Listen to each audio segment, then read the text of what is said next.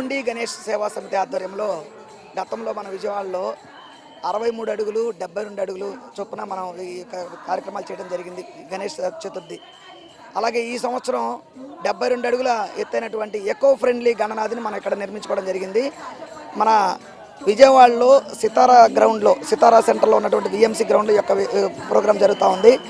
ఈ గణనాథుల్లో ప్రత్యేకతలు ఏంటంటే ఇది పూర్తి ఎకో ఫ్రెండ్లీ, పర్యావరణానికి హితంగా మనం దీంట్లో జనపనార, కొబ్బరి పీచు, ఇసుక, బంకమన్ను, క్లాత్, గన్నీ బ్యాగ్స్ ఇలాంటి పదార్థాలతో ఈ వినాయకుడిని చేయడం జరిగింది.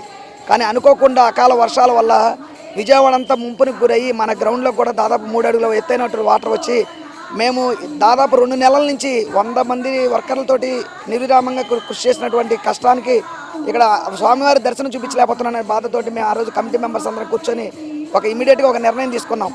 ఒక ఫుట్ ఓవర్ బ్రిడ్జ్ నిర్మించినట్టయితే ప్రజలందరికీ దర్శనం కల్పించవచ్చు అనే ఉద్దేశంతో ఈ విధంగా మనం ఐరన్ తోటి ఫుట్ ఓవర్ బ్రిడ్జ్, ఒక 3.5 అడుగులు ఎత్తైనటువంటి ఫుట్ ఓవర్ బ్రిడ్జ్ నిర్మించాం.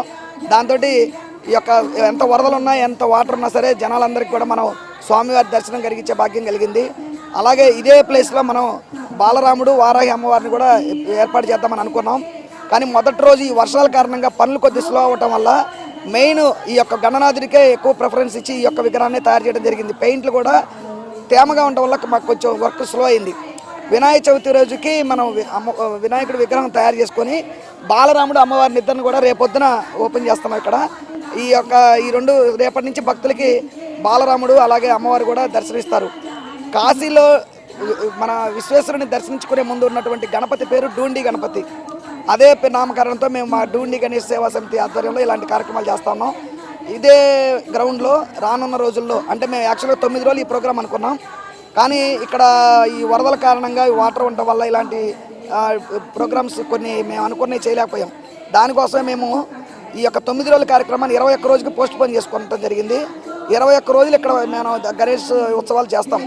ఏంటంటే ముఖ్యంగా తిరుపతి, కాణిపాకం, ఒంటిమిట్ట రామాలయము, అలాగే సింహాద్రి అప్పన్న, ద్వారకా తిరుమల, అలాగే మన శ్రీశైలం మల్లన్న ఇలాంటి అన్ని దేవాలయాల నుంచి ఉత్సవ విగ్రహాలు తీసుకొచ్చి ఇక్కడ ప్రతిరోజు ఒక కళ్యాణం జరిగే విధంగా మేము ప్లాన్ చేస్తున్నాం.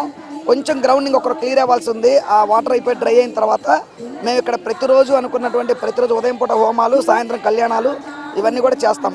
ఇప్పుడు మాత్రం ప్రస్తుతానికి భక్తులకి దర్శనానికి ఎటువంటి అభ్యంతరం లేకుండా, ఎటువంటి ఇబ్బంది లేకుండా మేము ఈ యొక్క ఫుట్ ఓవర్ బ్రిడ్జ్ ఏర్పాటు చేయడం జరిగింది. నిన్న భక్తులు కూడా చాలా సంతోషంగా ఈ గణనాథుని దర్శించుకున్నామని చాలా సంతోషంగా హ్యాపీగా ఫీల్ అయ్యారు.